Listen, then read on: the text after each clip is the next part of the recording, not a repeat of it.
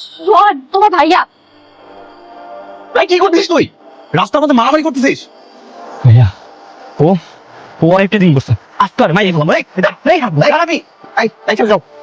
আর আপনারা দাঁড়ায় কি দেখতেছেন? জান না এখান থেকে। মারামারি থামানোর মধ্যে মারামারি দেখতেছে। এই মেয়েকে ভাইয়া আপনার ফ্রেন্ড। ভাইয়া আমার গার্লফ্রেন্ড। গার্লফ্রেন্ড?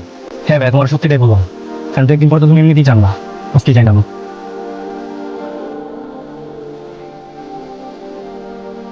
আশা করছি দিয়ে ওকে চোখে নামাই দিয়ে যা।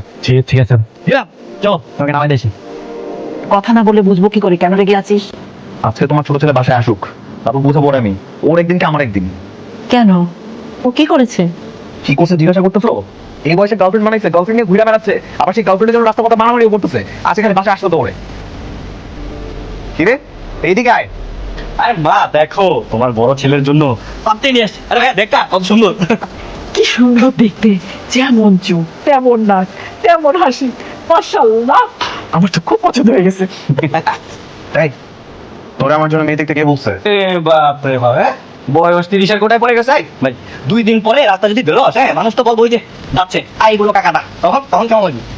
দেখছো মা, দেখছো তোমার ছেলে আমার কি বলতেছে? তুই কিন্তু আমাদের খুব বেশি ছোট না, বুঝছিস? চাইতেছে ঠিকই বলছে, এটা না বলে কি বলবে? এই যে তোর বয়স হয়ে গেছে, বিয়ে করিস, প্রত্যেকটা বন্ধু বিয়ে করেছে, আর প্রত্যেকের বাচ্চা কাচ্চা হবে, আর তুই বিয়ে তো করিসনি, তুই প্রেমও করতে পারলি না। প্রেম?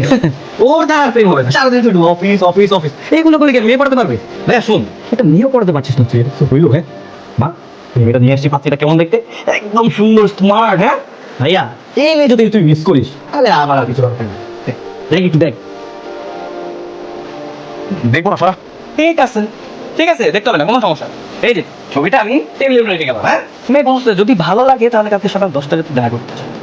বাবাকে তো তোর উপরে তুই দেখ, আমি আমি আমি কিছু বলবো না। না না চল, আমার পুরা পাইছে খাবার। ঠিক আছে চল।